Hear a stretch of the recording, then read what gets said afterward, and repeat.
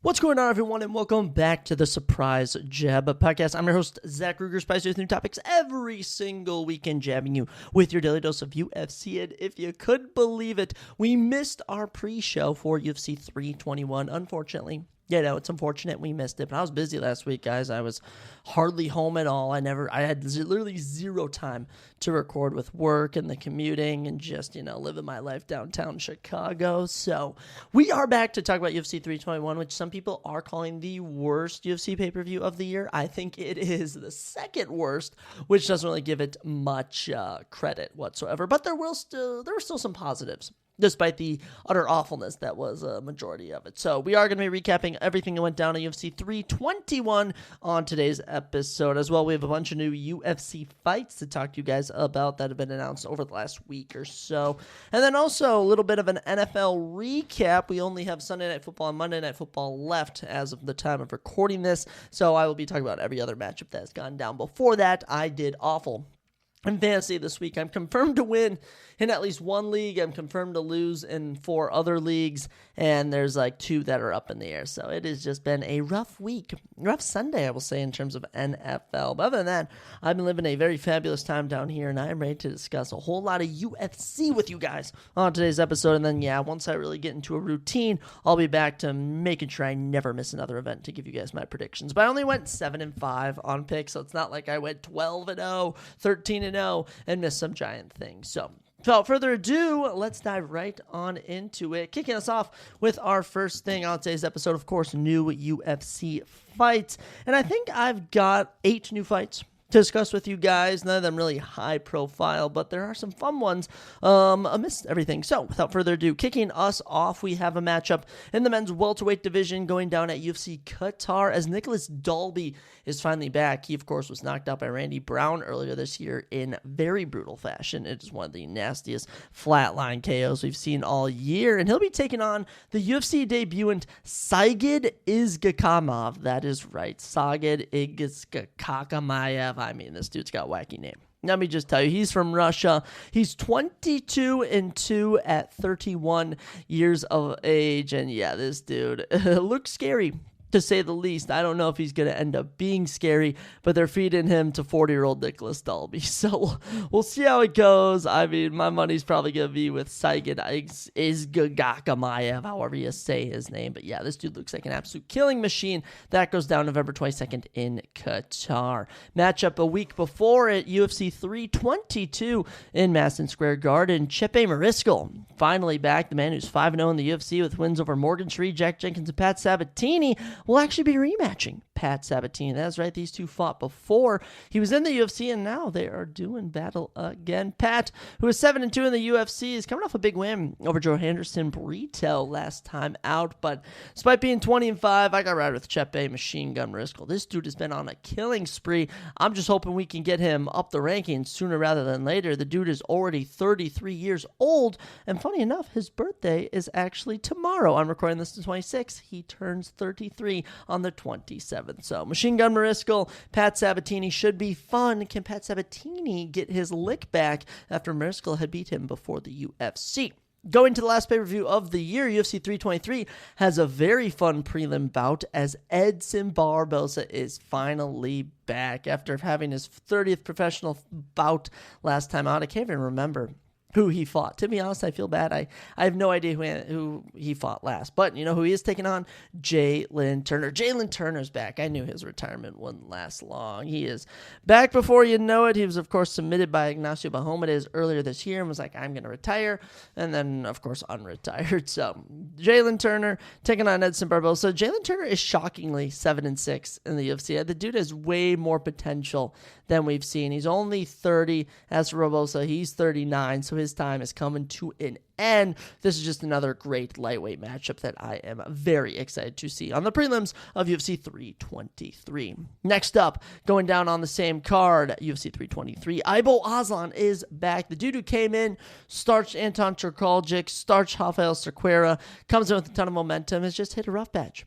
You know, he, of course, lost to Billy Alicana, lost to Ian Kudlaba. He was supposed to be one of the bigger rising light heavyweights this year and ended up being not that good. And they're giving him a tough person to take on in his debut. The man who had a 30-second knockout on the Contender Series, Iwo Baranowski. Iwo Baranowski put Muhammad Ali out cold in the opening 30 seconds of their matchup, and, he gets a good opponent in Ibo Aslan. The main thing you're going to see this is height goes to Ibo Aslan. So size-wise, Ibo is going to have some height over Iwo, but Iwo proved against Muhammad Ali that doesn't matter. This is a fun matchup. UFC 323 is just loaded, top to bottom. They were just throwing any other fight. Oh, you haven't fought in this year? How would you like to fight this person? Oh, you also haven't fought in this year? Okay, you go fight this person. Fantastic, and I love seeing the quick turnarounds for Dana White's Contender Series fighters. I really do. Sometimes these guys don't debut for a full year. I'm glad to see the activity. That one should be fun. Another new matchup coming on UFC Vegas 111, November 8th. Luiana Santos, number 15th ranked women's bantamweight, will be taking on Melissa Croden. Melissa won her debut over Tanera Lisboa last weekend in Canada, and she's already turning around. Wow, this is crazy. She replaces Daria Zlinikova, who was originally slated to face Luiana Santos. Luiana did pick up a win over Juliana Miller in her last bout, but yeah, great opportunity here for Melissa Croden, and I think I'm a ride with the Canadian in this one, especially after having a successful debut, dominated Lisboa. I got to take her here. We need new women's bantamweights. That is one of the worst divisions in the UFC. UFC Vegas 110, which we'll actually be covering in a few days here, going down November 1st, has a short notice replacement as the undefeated Rafael Estevam is unfortunately unable to compete. In taking his place is Cody Durden. Cody Durden, man, hit or miss. Dude's either getting a highlight win or getting put out on his face, which it's usually the latter, sadly. But hey, he's taking on Alan Nascimento. Alan is 3-1 in the UFC, 21-6 professionally. Inactivity has hurt him, but he's here, he's ready, and this is a decent catchweight bout at 130. It's basically a flyweight bout. These two are natural flyweights. Cody Durden, best of luck in this one, but might ride with Alan Nascimento. Two more fights to bring to you guys. First up, UFC Vegas 112 on December 13th, the final event of the year. Joe Anderson Brito is back. Finally, Joe Anderson Brito is back. Fun fact, he holds a win over Diego Lopez, if you didn't know that. He was unfortunately halted last time out by Pat Sabatini, but he's back to take on the gun, Melsik Bagdasaryan. Melsik was knocked out cold by Gene Silva and then just decided to never fight again. I don't know. Dude, he's 8-3, hasn't fought since earlier in the year. So, fought on one of the first few cards of the year, now fighting on the very last one. I'm riding with Joe Anderson Brito in this one, but this is a very high-level, close matchup, and I would give probably grappling to Brito and striking to Melsik Bagdasaryan. And then the last matchup to bring to you guys, UFC Qatar has another debutant as Nurullo Alayev, the 10-0 Tajikistan fighter, welcomes Shem Rock. That is right, Shem Rock, who is a 12-1 fighter, coming over from, I don't even know where, but I feel like I've heard of him. He trains with Paddy Pimblett, and, with a 12-1 record, fighting out of England/Ireland, definitely going to be coming in with some momentum. But Nurullo Alayev, he's looked good through his first two UFC wins, taking out Rafael Alves and Joe Solecki, who are not easy guys to put away. So, tough matchup, really is. Nurullo was born in 2000. Shem was born in 1993. So age advantage will go to Shem Rock, but that usually depends. Sometimes the younger fighters don't do as well. I know there's a statistic about that, but I think there's something about how younger fighters aren't always the most successful. It really is. When you look at this 20 to 30 range and 30 to 40 range, there's always a demographic of which age fighters are in their prime at. So I don't know, but UFC Qatar is easily looking to be the best fight night of the entire year. I really hope it turns out that way, but hey, we'll have to see. Those are all your new UFC fights. You're not going to be getting any 2026 news until we reach the end of the year, so just enjoy what we have for now. 2025 has been a very good year. I'm actually excited to recap it coming up here in about 2 months or so stay tuned for that, but without further ado, let's get into our let's get into our NFL week number 8 recap. Wow, we're already on week 8 of the NFL season. It is crazy to think. I had an awful week in fantasy. I don't even want to talk about fantasy, but what I will talk about, right now is just a recap of all the matchups, the current standings. Guys, I was just a horrible fantasy manager at the end of the day. I can't really be bad at anyone except myself. So without further ado, here's your official week 8 recap of the NFL season. Now, we kicked off the week with the Vikings and the Chargers, and to my dismay, the Vikings already did nothing. 37-10. Chargers destroy us, and it was abysmal. It was awful. I mean, the Vikings are just in the gutter. I don't know if we're ever going to win. We're never winning a Super Bowl. At this point, I need to stop giving any time to the NFL. And honestly, after this year, I might just be done talking about the NFL on this podcast because I just don't know if it even freaking matters. This was just an awful performance for the Vikings, but the Chargers, you know what? Good for them. They're 5-3 back in the win column, and they had some very good fantasy performances in this game. Justin Herbert got 25, Ladd McConkey 20, Vidal had 19, and even the rookie Gadsden, the new breakout tight end, he had himself a little 18.7 piece. So good for him. For the Vikings, they fall to 3-4 and are the worst team in the NFC North. Lost 2 straight, just not looking good. Justin Jefferson had 14, Jordan Addison had 11. That's it. That is all the Vikings had to show for themselves. And, I mean, this was just boring. Boring game. Heading into halftime, it was 17-3. Like, this was just an awful performance from Minnesota. Carson Wentz goes for 144 yards, a touchdown and a pick, and he looked to be in pain. Like, his arm, something was wrong with that. They brought Max Brosman in for, like, the final drive or two, and he had 13 yards on 3 passes. Jordan Mason was labeled the backup for some reason, and Aaron Jones was the lead back. He put up 15 yards on 5 carries. Just abysmal. For the Chargers, Herbert, 227 yards, 3 touchdowns. I don't even remember him throwing a pick. Guess the Vikings got a pick. Vidal, 117 yards rushing. We got Tuddy, Ladd McConkey, 6 catches, 88 yards, and a touchdown. Good for the Chargers, I suppose, as a Vikings fan. Just pain. One of the best games of the week, and as I actually look at all of our games, this was easily the best game of the week so far. Jets and Bengals decide to have themselves a little shootout, and the Jets finally have their first win of the season. That's right, the Jets have finally won, and they are finally no longer the worst team in the NFL. That is now the Titans, which I guess they have more losses. They're 1-7. Okay, the Jets are still technically, but we all know they aren't actually. They pick up their first win on the road in Cincinnati. Breece Hall, 32 fantasy points, sitting on my bench in every single league. Justin Fields, 20, and Isaiah Davis had 17. Chase Brown had 25, Joe Flacco, 24, who I dropped for Kirk Cousins, and Jamar Chase had 21. But yeah, this was just a shootout, and by the way, Jets were down 14 points with 10 minutes left, but before you know it, they rally, they pull it together, and Breece Hall passes to Mason Taylor to seal the deal. Very impressive stuff for the Jets, getting their first win of the year. As for the Bengals, man, just another team that's fallen off, and it's been rough. 3-5 record now, but somehow still second in the AFC North. The AFC North is not that good this year. For the Jets, Justin Fields, 244 yards and a touchdown. Breece Hall rushes for 133 yards and catches 2 touchdowns, and even passed the touchdown, which is just insane. For the Bengals, Jamar Chase, 12 catches, 91 yards. Impressive stuff there. T. Higgins, 1 catch of the game was a 44-yard touchdown. Good for him.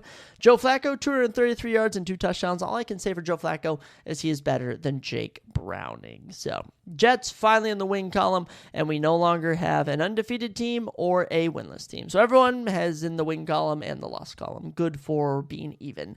Next up, Bears and Ravens, and I picked up the Bears defense, and I regret it because the Bears freaking suck. The Bears are actually awful. I'm on a crash out, by the way, for NFL this week, if you can't tell. Ravens win, 2-5 record for them now, yet to win on the road. Funny enough, as they beat the Bears at home. Bears move to 4-3 and are just 1 game better than the Vikings. Rome Odunze, 18 points for the Ravens. Derrick Henry had 19. And Tyler Huntley, 16 points, was still better than the man I started. And you know what? Even DJ Moore was getting like 11 fantasy points. This game sucked. Both teams are just awful. Bears are really bad. Might I say that? Caleb Williams, 285 yards and a pick. Just as awful. Rome Odunze is a good star, though. It's clear they have the team chemistry. For Baltimore, Huntley is clearly better than Cooper Rush. And Derrick Henry put up a 2-touchdown game. Good for him. Zay Flowers, 7 catches, 63 yards. Nice work is all I'm going to say. And Kolar caught a touchdown on National Tight End Day, which I didn't even know that it was. So, good stuff there.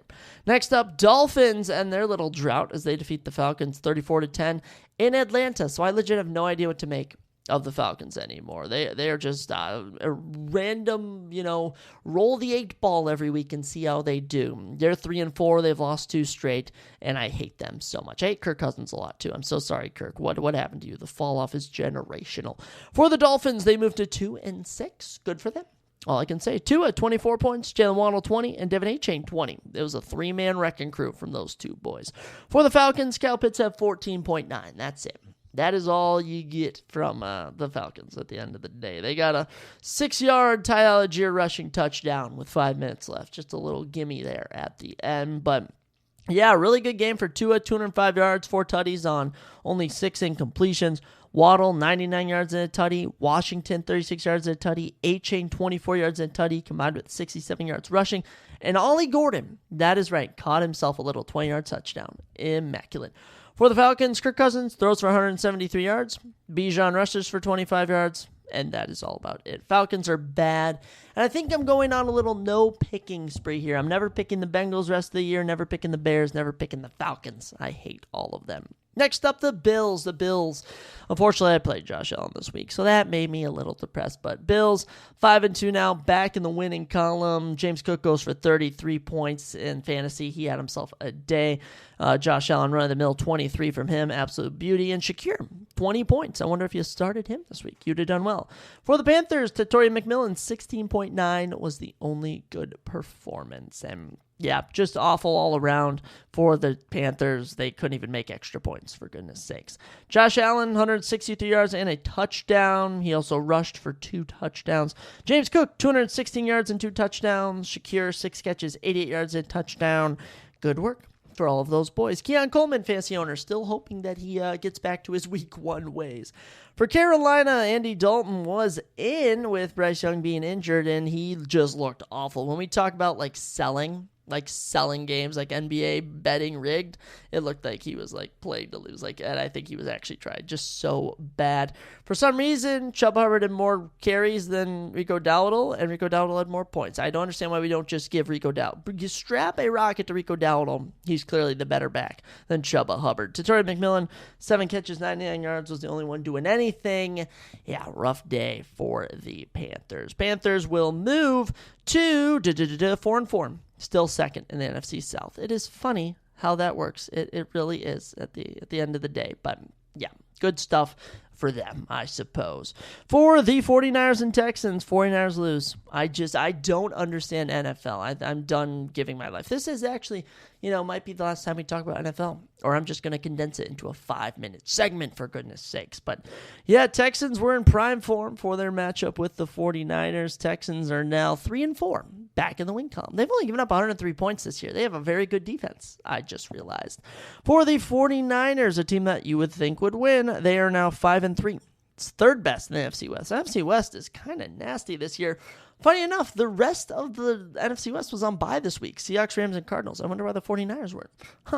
Mac Jones, 18 points. The quarterback I could have chosen. Then Kirk Cousins. George Kittle, 14. Christian McCaffrey, 9.8. Wasn't getting that active today. CJ Stroud had 17. Xavier Hutchinson, 17. And Woody Marks, 15. For the 49ers, Mac Jones, 193 yards, 2 touchdowns and pick. I mean, there you have it. For the Texans, CJ Stroud, 30 for 39, 318 yards, and 2 touchdowns. Did very well. And, Nick Chubb actually had more rushes than Woody Marks, but Woody Marks had more yards. Funny how that works. With no Nico Collins, no Tank Dell, it's no problem for the Texans as they dominate. And no Joe Mixon. I forgot about Joe Mixon. He's actually on this team. I wonder what will happen when he comes back with Woody Marks. And what do we have? 2 more games for the 12 o'clock slate. Eagles blow out the Giants and still don't pass to Devontae Smith. I hate the NFL. I hate it. I really do. Saquon breakout game, 33 fantasy points. Revenge game on point. But the biggest story here, Cam Scatterbout out for the year. Definitely tore some ligaments in his leg. Very sad. Very sad. I always like seeing Scatterbo out there, but funny enough, the Giants moved to 0-5 on the road this year. They are 2-6 and have only won games at home. For the Eagles, 6-2, 2-game winning streak. They're easily the best team in the NFC. I don't know. Buccaneers are right on their tail, though.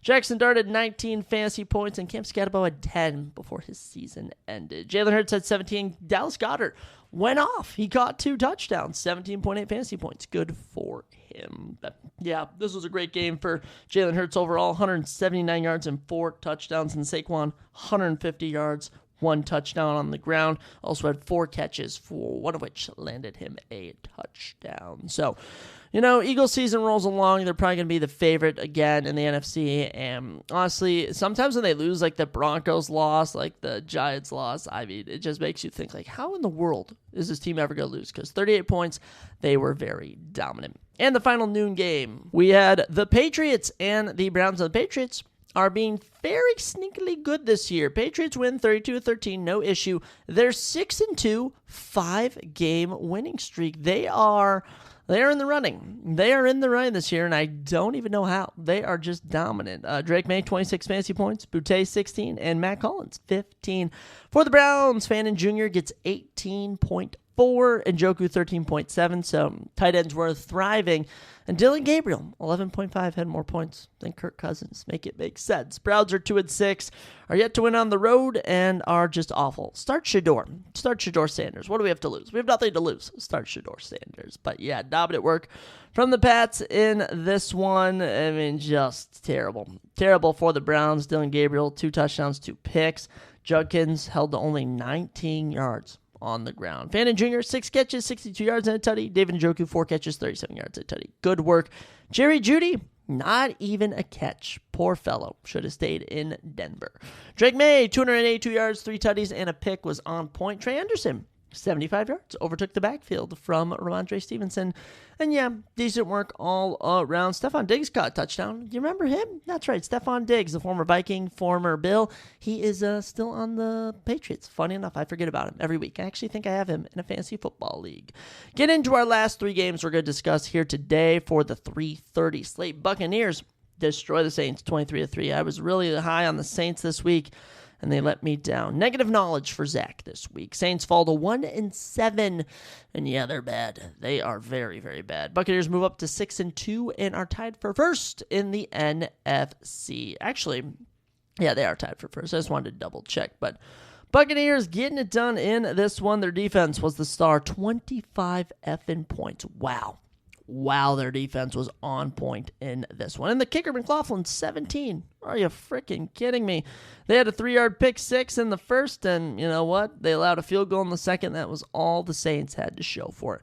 Baker, 152 yards, was otherwise held in check overall. Sean Tucker actually overtook the backfield from Rashad White. Funny enough.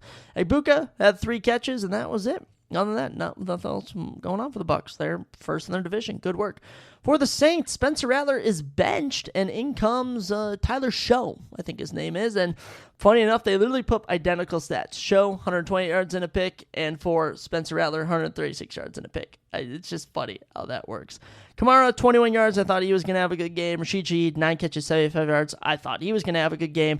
He was getting targeted like crazy, though. So at least I had that somewhat right. I'll give myself props for that, I guess. But, I mean, come on. Just tough showing. Really tough showing out in the league for the day. But, yeah, we'll see how the rest of the season pans out. But Buccaneers are going to be a force to be reckoned with come playoff time. Next up, Colts demolish the Titans. No upsets, no fun. Colts are the best team in the NFL with a 7-1 record, 4 straight wins. And, funny enough, they're actually 5-0 at home. Good for them. Titans move to 1-7 now. And yes, they are officially the worst team in the league. Oh, I can actually say that. They have lost 3 straight games. Cam Ward didn't look too awful here. 12 fantasy points for him. Tajee Spears with 17 was the main man. JT, Jonathan Taylor, 37 fantasy points. This guy's insane. All right, come on. Jonathan Taylor is the best running back in the league. It is crazy. Michael Pittman had 23 and Daniel Jones had 23. Wow. Touchdowns galore. Not 1, not 2, not 3, not 4, but 5 touchdowns from the Colts today. Cam Ward, 259 yards, touchdown and a pick on the ground. Tony Pollard, 44 yards, but it's Tajee Spears' 59 at tutty, which stole the show. Best wide receiver, Dick, D-I-K-E, 7 catches, 93 yards. I have no idea who that is, to be honest. For the Colts, Daniel Jones, 272 yards and 3 touchdowns. It's crazy the Vikings could have had him. It really is. Jonathan Taylor, 153 yards on only 12 carries for 2 touchdowns. This man is nasty. Pittman, Warren, Downs, Pierce, all tearing it up. This team is crazy. And yeah, I have them beating the Chiefs to win the AFC Championship. I'm just kidding. But actually, you know what? It maybe could happen. And the last game, Broncos and Cowboys. I failed to predict this as well, but look out for the Broncos. 6-2, 5 straight wins, undefeated at home. They're looking very nasty. For the Cowboys, they are just so hit or miss. 3-4-1, back in the losing column. It makes no sense. Javonte Williams, 17.9. Sadly, Troy Franklin caught 2 tutties. I played both of them. RJ Harvey had a good game. Bo Nix, to be honest, I could care less. Why do we even care about the NFL? Like, why?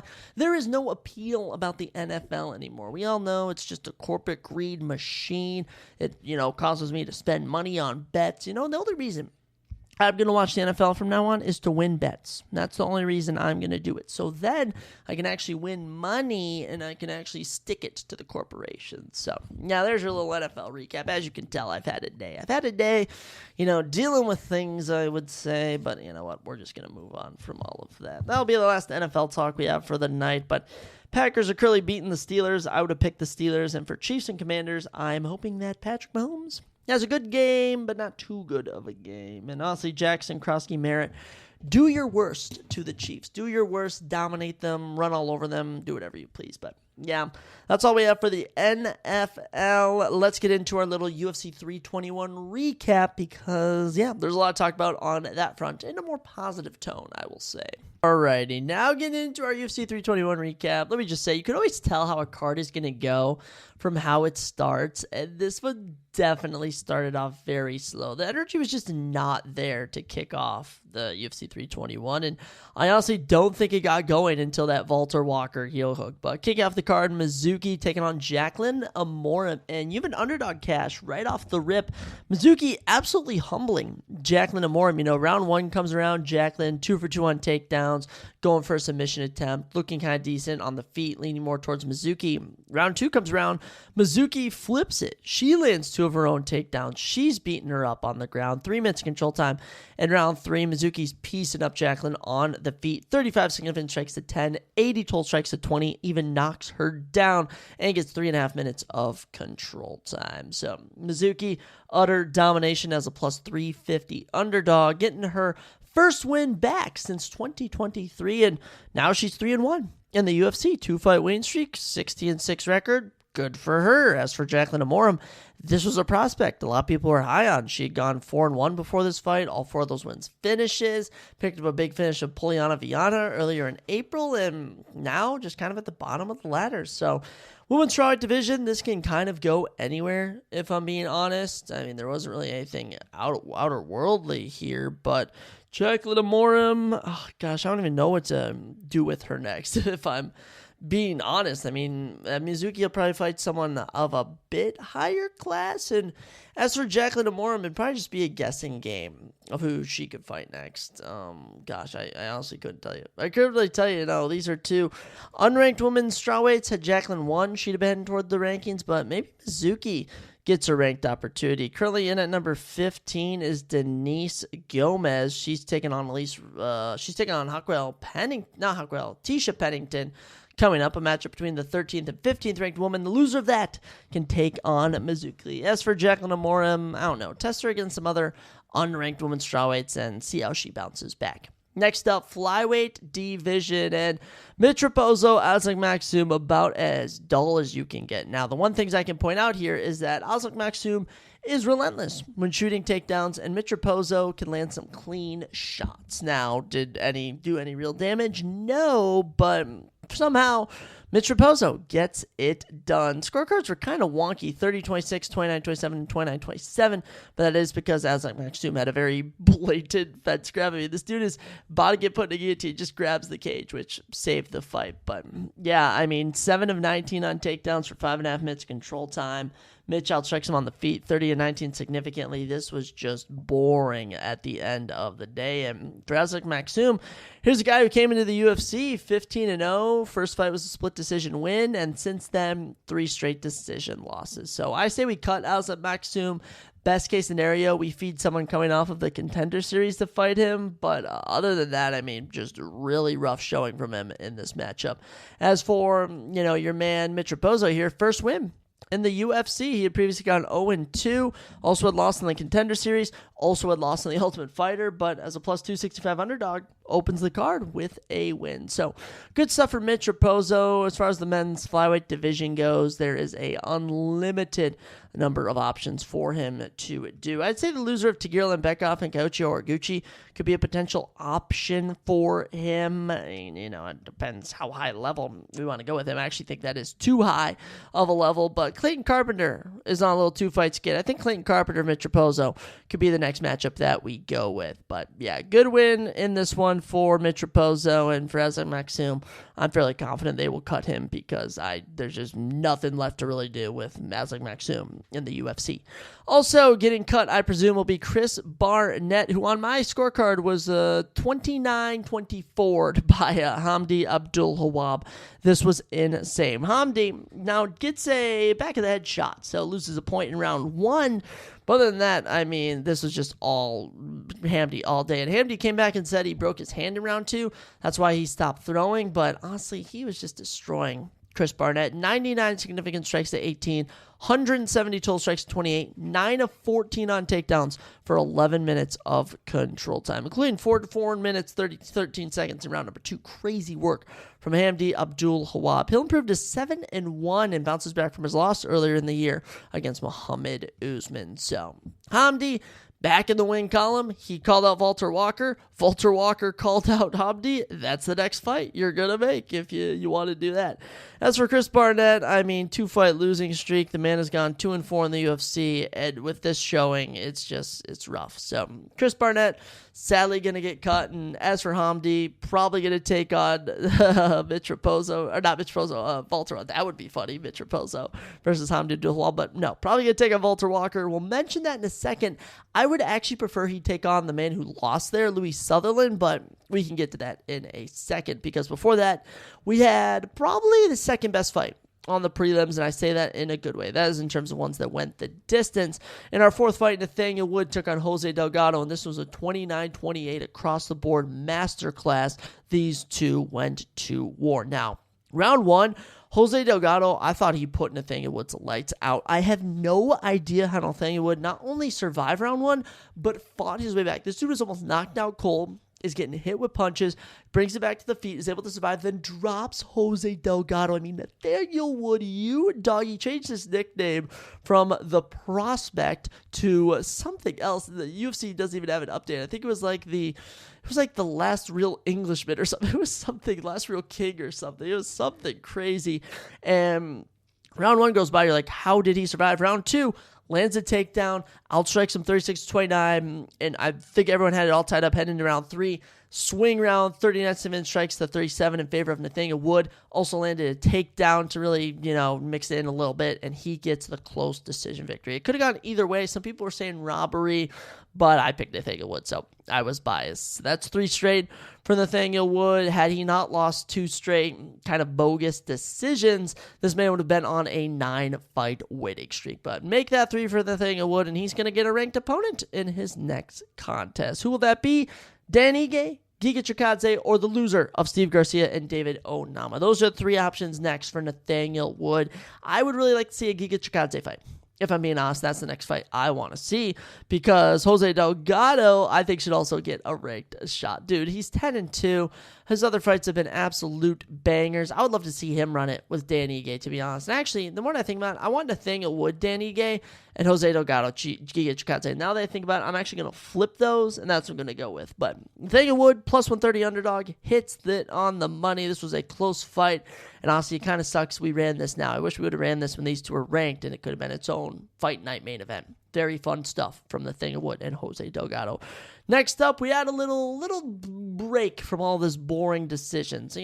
Not to be fair, Nathaniel Wood and Jose Delgado was pretty entertaining, but we need a finish, and Walter Walker does it again. Performance bonus for him here. He gets his 4th straight heel hook victory in round number 1. How is he doing it, bro? How is Walter Walker doing it?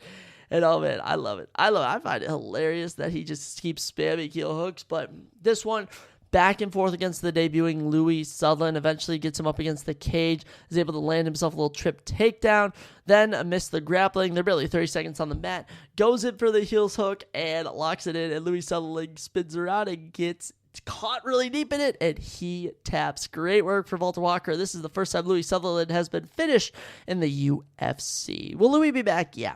There's going to be a little spree of new heavyweights coming into the UFC. They'll feed him someone coming off a Nameless Contender Series. I even think Hamdi and Louis Sutherland would make for a nice little slugfest heavyweight, hopefully giving us a knockout. But Walter Walker, man, I don't know if he can fight Hamdi Abdullah because he's kind of earned a ranked shot. He was ranked 15th. This dude is just trying to beef his record, which, to be fair, he's 16-1. Like, this dude is nasty now. Or 15-1, my bad. But 2 straight performance bonuses off of these heel hooks.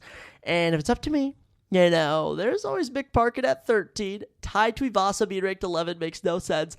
And dare I say the 10th ranked Marcin Tybura. But I don't think Walter Walker wants to speedrun heavyweight at all. So let's keep feeding him bums. He'll keep locking him in heel hooks because this man is on a generational run in the heavyweight division. Of all the awful heavyweights we have, Walter Walker is a nice break from the mediocrity otherwise known. Because Louis Sutherland, Hamdi Abdullah, Chris Barnett just not cut out to make it in this division. So great work for Walter. Another heel hook, another performance bonus. This dude's a legend. Him and his brother Johnny, just the greatest brother duo in the UFC, right behind the Diaz brothers, of course. Next up, your fight of the night. This was a bloodbath. Ludwig Klein, Matus Rebecca. Another weird fight, because round 1, Ludwig Klein getting the better of Matus, defending 5 takedowns, outstriking him 25-21, bloodying him up with a cut. Round 1 goes to Ludwig Klein.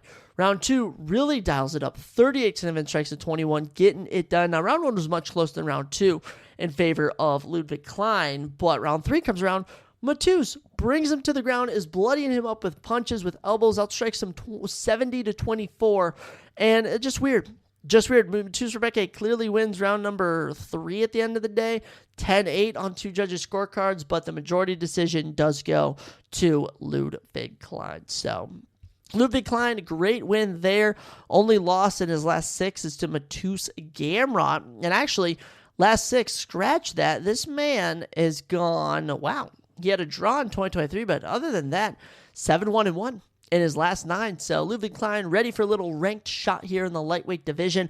I think Mauricio Ruffy versus Ludwig Klein. Let's run it. That is a great fight overall. As for Matus Rebecca, I guess we can't give him a ranked shot. And oddly, this man is on a 2-fight losing streak, but his last 3 fights have been fight of the nights. And to be fair, the Diego Ferreira fight should have won fight of the night. Had that Derek Lewis and Alan Nascimento card not had Trey Waters versus Billy Ray Goff. So that's just something little there. But yeah, this dude has had just utter wars his last 4 fights. Matus Rebecca, let's give him a break.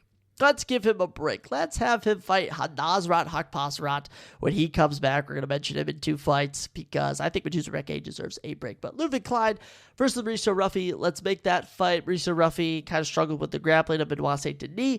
Also similar here for Ludwig Klein, struggling with the grappling of Matus Rebecca.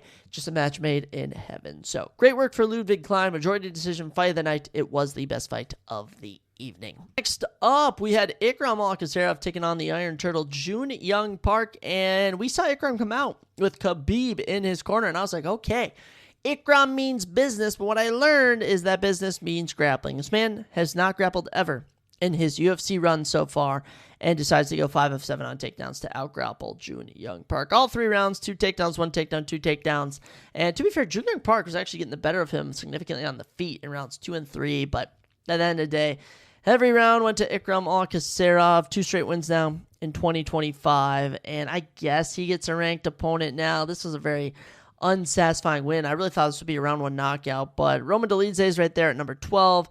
Jerry Cannonier at 10. You even got Paulo Costa in there at 13. Winner of Marvin Vettori and Bruno Ferreira. Also an option. But yeah, at the end of the day, just kind of a mid-fight. Mediocre fight. Ikram outstrikes him 91-78 significantly. Getting it done. For June Young, the snaps his little 2-fight streak, but other than that, I mean, he's 7-2 in his last 9. I still think he's very talented. He's getting up there in age, though, so mid-30s. We'll see where he goes from here in the men's middleweight division. There's always going to be options at the end of the day on who he could take on. I know Andre Muniz did just lose to Edmund Shabazian. Edmund's on a little run. Don't know if I really want to run that fight. I don't know if they're going to cut Andre Petrovsky, but if we want to get Jun Young Park back in the wing category, someone like Andre Petrovsky, Joe Mearshart could be options. We'll have to see. Shop around some middleweights to really handpick someone. But yeah, good win for Ikram here, just stylistically, but overall very boring. Like, I'd legit try to drag this out. I have nothing more to say. Ikram wins. Ranked opponent coming up next. Then we got into the final prelim, and people are calling it the greatest knockout of the year. And honestly, I'm kind of with them here. Quinlan Sakian knocks out Nasrat Kakbasrat, and no one saw this coming. I know these two were both favorites. Minus 115, minus 105. It was close. But I didn't realize how nasty Quinlan Sakian is. 2 minutes and 30 seconds is all it takes for him to get his 4th career knockout, 7th career finish, moves to 10-1, 3-0, and on the year. And honestly, Quinlan Sakian might be my rookie of the year. I mean, 2 round 1 knockouts, win over Yanel Ashmaz. I mean, when I look around the rankings, I'm not really seeing like how Carlos Prates was last year. You know, I mean, Gene Silva also a great run last year, kind of had a breakout year this year, but as I'm looking around at all of our men's rankings, there really isn't anyone that broke in just this year after debuting. Rainier Day Ritter did debut, despite how bad he did, in 2024. So as of right now, this nasty knockout, Quinlan Sakian might be my rookie of the year in 2025. But yeah, a nasty win, really nasty win, and no one's done this to Nasrat Kakbasrat. Literally no one. He was knocked out by Drew Dober in 2020. Even that wasn't as bad as this one. This snaps his 5-fight winning streak, which really sucks for him. But Quinlan Sakian getting a name next. Getting a name. I like Grant Dawson at 14. Good test there in the grappling. But yeah, Quinlan Sakian stealing the show. Him, Walter Walker, Ludwig Klamatus, Rebecca, and thinking with Jose Delgado. Thankfully for those guys, the prelims were entertaining. But other than that, just a lot of boring decisions. And that led us into the main card where thankfully we started things with a bang as Azamat Murzakanov taking on Alexander Rakic in the men's light heavyweight division. Azamat, round 1 knockout, 10/7. He'll be ranked number 6 in my opinion come Tuesday morning when the rankings update. It'd be a great win for Azamat. His 12th career knockout, 13th career finish. He moves to 16-0 and is a beautiful 7-0 or 6-0 in the UFC. Also won in the Contender Series, might I add you, with all of his wins but one coming by finish. Azamat, dude, so nasty. And funny enough, I was on a walk because it was nice out Saturday when this was going down, and I'm watching on my phone, and I was kind of just like fantasizing in my head. I'm like, because there had been like this little, like, I don't know if it was a low blow or an eye poke, but the ref had stopped it real quickly. They'd been clinching, and I was kind of thinking, I was like, I could just feel like Azamat just like one piping him down the middle and Alexander going down. Sure enough, right when the next sequence begins, he literally pops him with a jab. Down he goes, one little follow-up punch. That's it. Dude, I was like, no way. I literally just like manifested that. Or like, not actually that, but just like thought of it. It just came to fruition. So, Azamat, you nasty, nasty bugger. Going to be ranked 7 or 6 coming Tuesday morning. And big fight coming up next. At the end of the day, it's going to be Jamal Hill at 6, depending where he's at. I could even see Cleo Roundtree Jr., winner of Jan Blachowicz and Bogdan Guskov, another option. And, follow-up of, I could even see Magomed Ankalaev, to be honest. Like, there's a lot of crazy stuff that's going to go down in the light heavyweight division, but Azamat has a top 5 name next for him on his menu. Now, for Alexander Rakic, this sucks. This really sucks. This dude is never the same since getting injured against Jan Blachowicz. This is 4 straight losses for him. Hasn't gotten a finish since 2019. And, yeah, really rough. Really rough. Only fight of the year for Rakic, and this is how it goes. Not looking good. I'm bumping him down to 10 in the rankings. And I think a name like Johnny Walker is going to be next. I think a name like Alonzo Menefield, dare I say Dominic Reyes, is going to be next. Just kind of a sad fall off for Alexander Rakic. But once you start falling, look at BJ Penn, Tony Ferguson. Once you start falling, you really never stop. It just keeps going and going. So Rakic, going to need to take some time off, come back I'd say maybe May, April of 2026 actually, and try and turn it around because, man, rough going for him in this one. But flowers to Azamat Murzakanov. I thought he would get it done. Might I add to you guys is that he landed 3 significant strikes. One was a punch before the knockout. One was the actual knockout punch. One was the follow-up punch. So this dude has so much power. He's also 36. I love Azamat Murzakanov. Next up, heavyweight division. Alexander Volkov, Halton Almeida. Now, was it a robbery? I don't think so. I think at the end of the day, the fans lost this one because, I think everyone thought Almeida won, but they decided to not reward grappling in this one. They rewarded striking, and Alexander Volkov defeats Halton Almeida. Good stuff. Honestly, deserved at the end of the day. Halton Almeida, 9 significant strikes landed, 7 takedowns. I mean, this dude landed less significant strikes. Actually, 27 total strikes, might I add you. So even less than you would think. Didn't attempt a significant strike in round 1. He just went for a takedown, landed it, and just held him there, which Volkov then reversed around, and he started landing 38 total strikes. Round 2, that's a Halton Almeida round. 3 takedowns, 4.5 minutes of control time. That's a Halton Almeida round. Round 3, I felt like it was also a Halton Almeida round, but Volkov was the only one landing shots from his back. 77 total strikes, 17, and they reward the basically just ground and pound from his back opposed to the top control of Almeida. So Almeida, 11 minutes of ground control time in a 3-round fight, and he loses. Just hilarious. Honestly, but this corrects the wrongs of Alexander Volkov losing the split decision to Cyril Gane at UFC 310. So kind of full circle moment for Alexander Volkov here. He moves to 39-11 on his career. So fight number 50 goes his way. Very nice work for him. As for Halton Almeida, I mean, dude, they might cut him. I kid you not. I don't think they're actually going to cut him because he could definitely beat a lot of guys. But who's he going to be taking on next? Kind of tough. He's ranked number 5. We do have a number 6 and a number 9 matchup coming up this upcoming week with Waldo Cortez Acosta and Ante Delege. I would say the winner of that could potentially take on Halton Almeida. But other than that, there's really no way to break Halton in. In my honest opinion, I would like to see Halton versus Walter Walker, but we could make that. For no reason, we could do Walter Walker versus Halton Almeida, but I just don't think that Walter Walker wants to fight up in the rankings for some reason, which is comical. So we'll see where the career goes for Halton Almeida, but Volkov plus 145 gets it done. He's ranked number 2.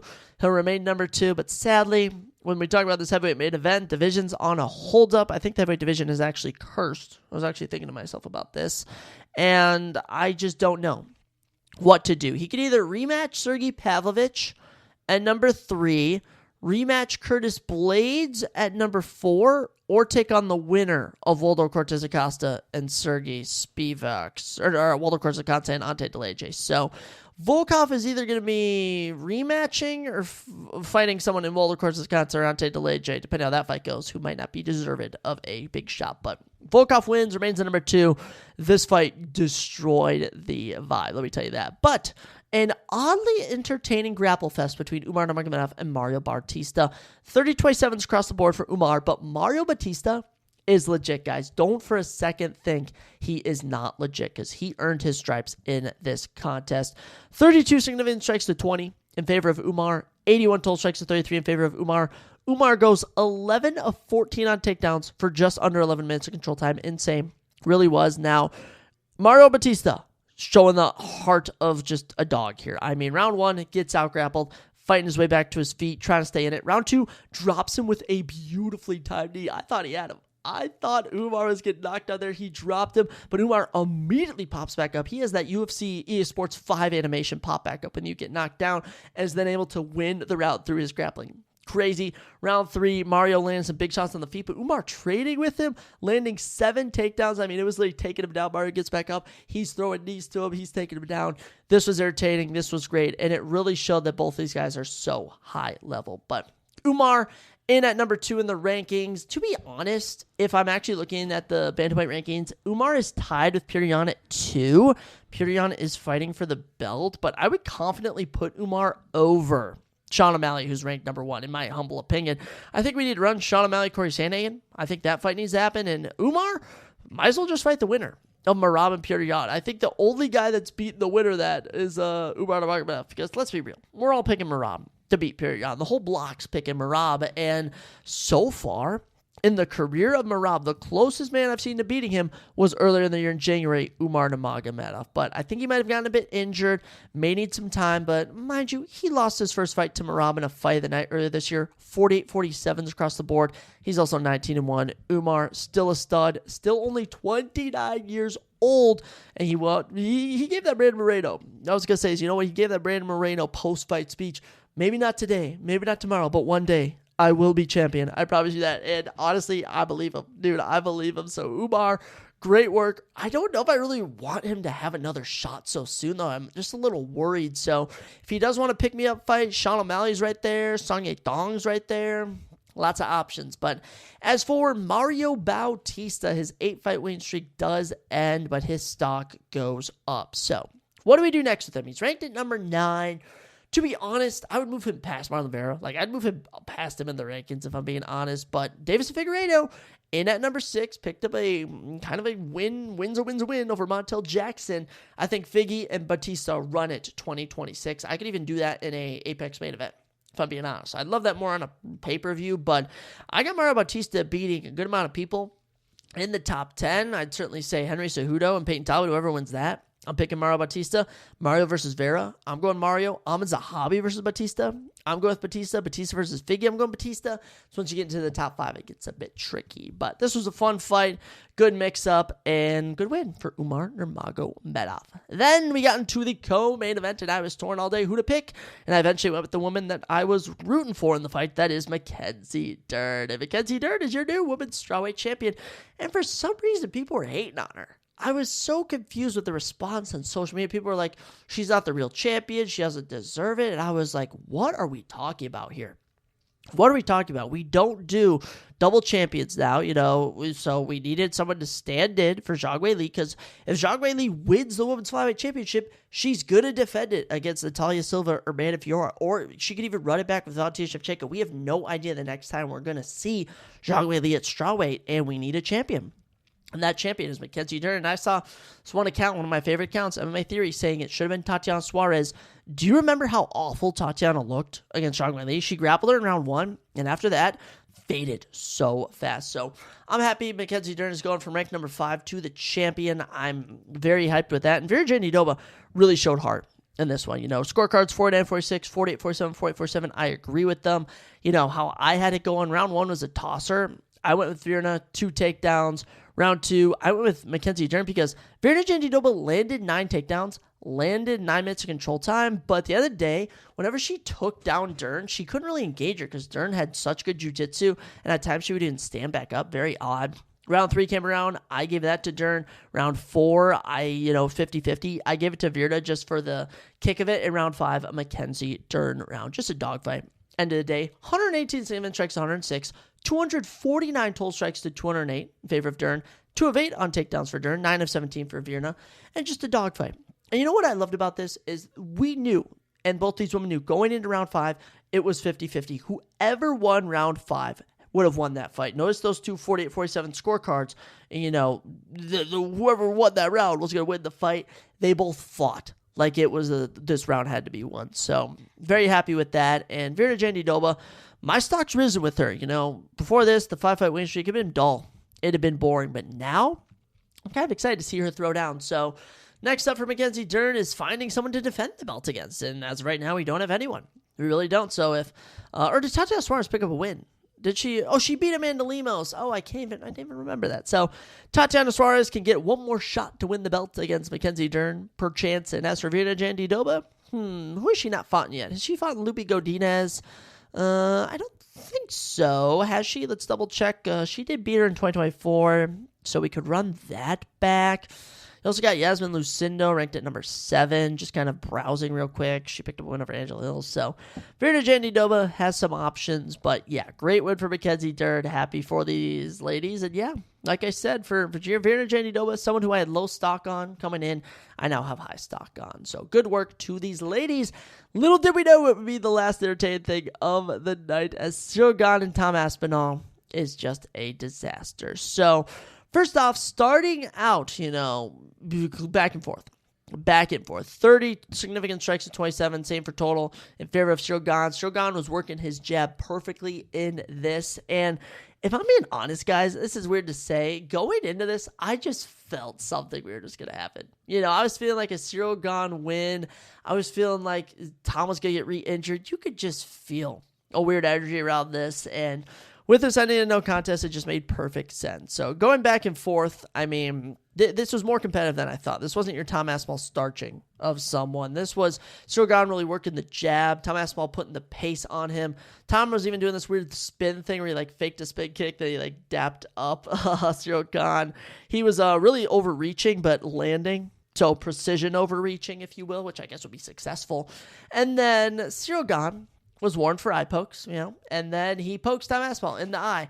And it didn't look bad at first, but then upon review, we learned it was bad. And, Tom just had this concerned look on his face. And eventually he had this, they got the cloth in on his eye, and they gave him the full 5 minutes, and just wasn't getting better. And they call it. And, the crowd starts booing Aspinall. Aspinall's literally like, guys, why are you booing me? I can't see out of my eye. Shogun is literally defeated on his knees in the octagon because, to be fair, he had been fighting a perfect fight, and the fight only lasted 4 minutes, 35 seconds. We legit have nothing to go off of. It was even. Gon did bust up the nose of Aspinall, but it looked like pretty much just the first jab landing caught him, and his nose was just bleeding. Nothing was, broken or, cut or anything. And then, eventually, the replays went more in depth. We learned that one eye was raked with the finger, another one, the finger went in. Crowd starts booing God, and just a disaster. Just an utter disaster. So, man, Tom Aspinall's stock is at an all-time low now. Dude can't catch a break. He really cannot catch a break. But I do want to say that Tom Aspinall, the last time this happened with Curtis Blades, he came back a year later and starched his opponent in Marcin Tybura. And to be fair, he fought Curtis Blades again in that same year, or 2024. And starched him. But as for Shogun, might I add, his last fight in 2024, a bogus split decision, which a lot of people didn't think he won. I did, because I was biased towards him. But, I mean, yeah, pretty nuts, pretty crazy, and Dana White was not happy. Dana White was saying he could have continued, which just made it all the funnier. But we got to run this back. So we got to run this back, and this is really going to be your January or February headliner. I kid you guys not. They want to get this going. I don't know if December's possible.